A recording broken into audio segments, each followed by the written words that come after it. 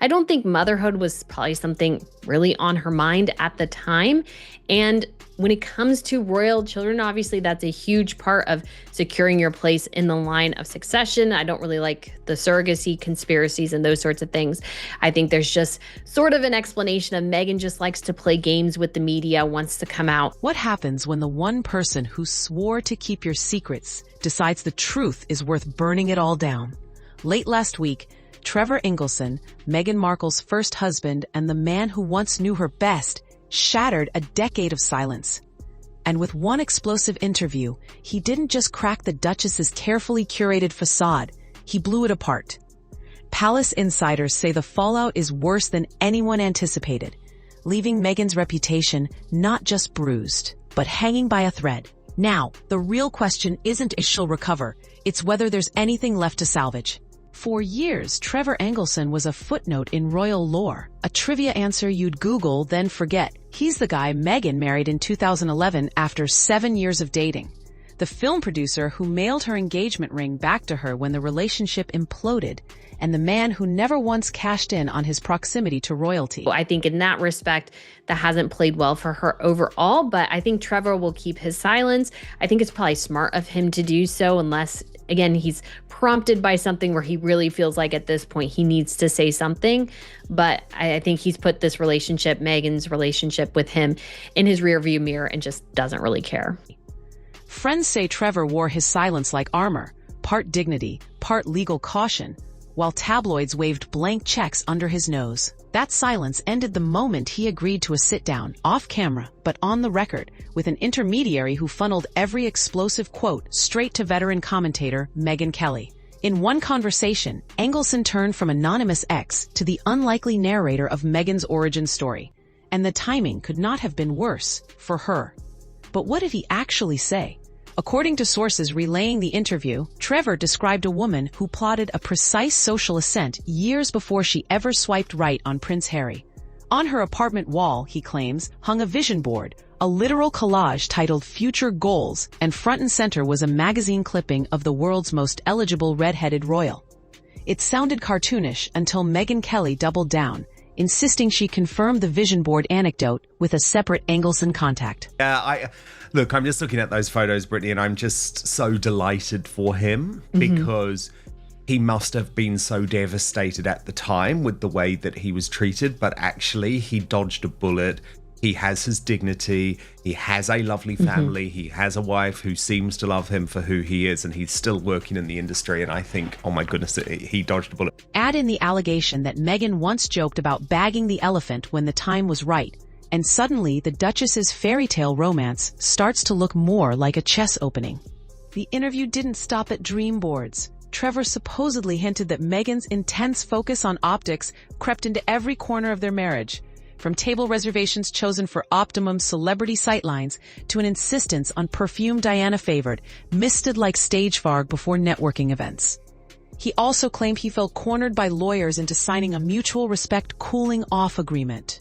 That looked an awful lot like hush money disguised as a courtesy settlement.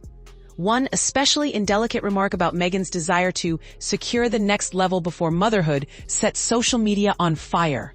YouTubers parsed whether that was a coded swipe at fertility struggles. Tabloids screamed that Trevor said Meghan couldn't get pregnant, though the actual quote is murkier.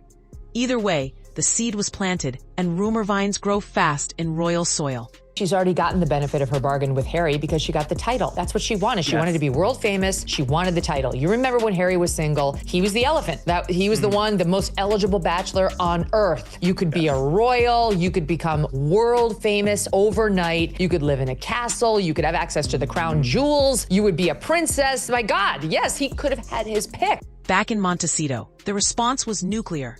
Staffers who thought they'd seen every shade of post-Oprah fallout suddenly found themselves staring at a door plaque that reads Wellness Suite, codename, they joke, for Meghan's rage room. According to a household employee, the Duchess tore through the wing, smashing 2 Lalique vases and kicking over a hand-woven lamp while howling at a communications director who didn't exit quickly enough. Within hours, cease and desist emails carpet-bombed digital newsrooms, warning that any verbatim quote from Ingleson would trigger litigation. One source claims Meghan screamed, "He was supposed to be silenced for life. How did you let this through?" The irony, of course, is that every frantic legal threat only confirmed the interview's authenticity in the public mind. The immediate casualty was her calendar. Meghan pulled out of a Women in Business summit in Los Angeles, citing scheduling conflicts, and ghosted a charity Q&A in New York hours before takeoff. Netflix will, allow their relationship with Prince Harry to expire, but they are holding on tightly to Meghan to work with Meghan in hopes that if there is a divorce, they would get the exclusive and pounce on that access to Meghan because they know that that's the next big thing that would sell. Leaving organizers scrambling for a replacement keynote. Industry insiders whisper that Archewell's talent reps begged her to appear via pre-taped statement, but she refused, apparently too worried the first live question would hit like a sniper round. What did Trevor say that scared you most? Meanwhile, financial headlines piled on.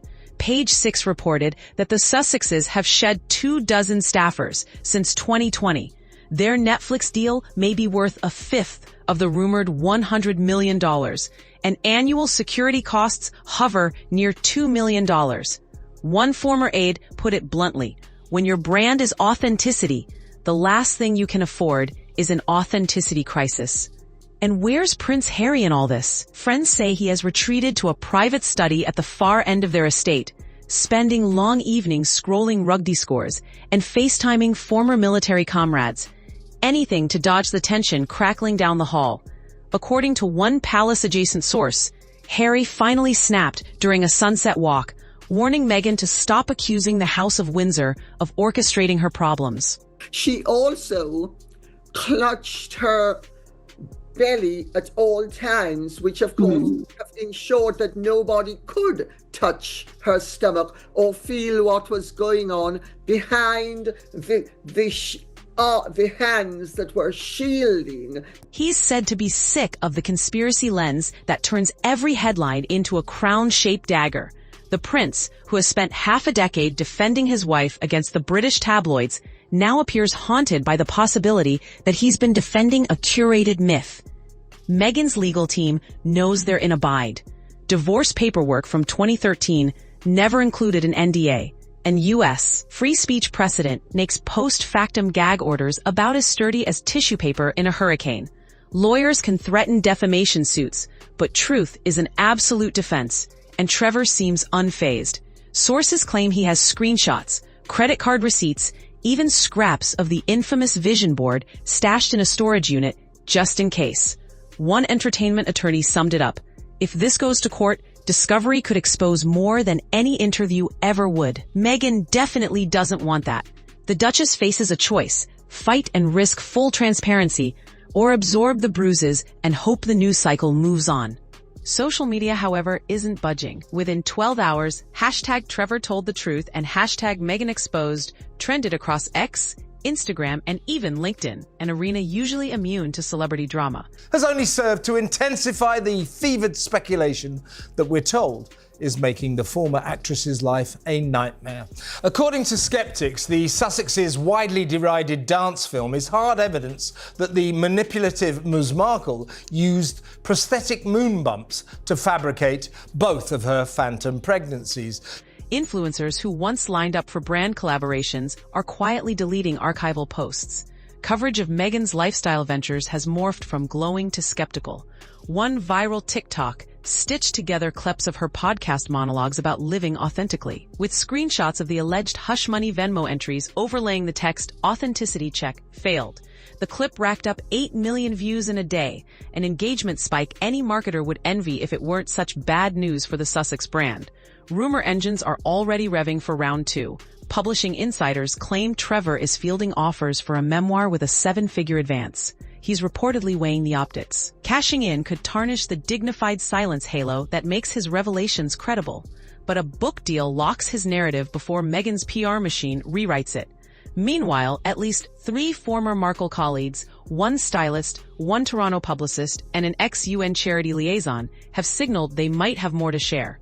Combined, they could build a chorus loud enough to drown out any carefully edited Netflix special Meghan might release in rebuttal. Pull back the camera, and what you see is larger than one royal-adjacent scandal. Another question, the one the conspiracy theories ask, is why are Meghan and Harry quite so obsessive about not revealing their kids' faces? An all-consuming fixation that almost fetishizes privacy and guarantees. It's the fragility of narrative in the influencer age. Meghan mastered the art of message control.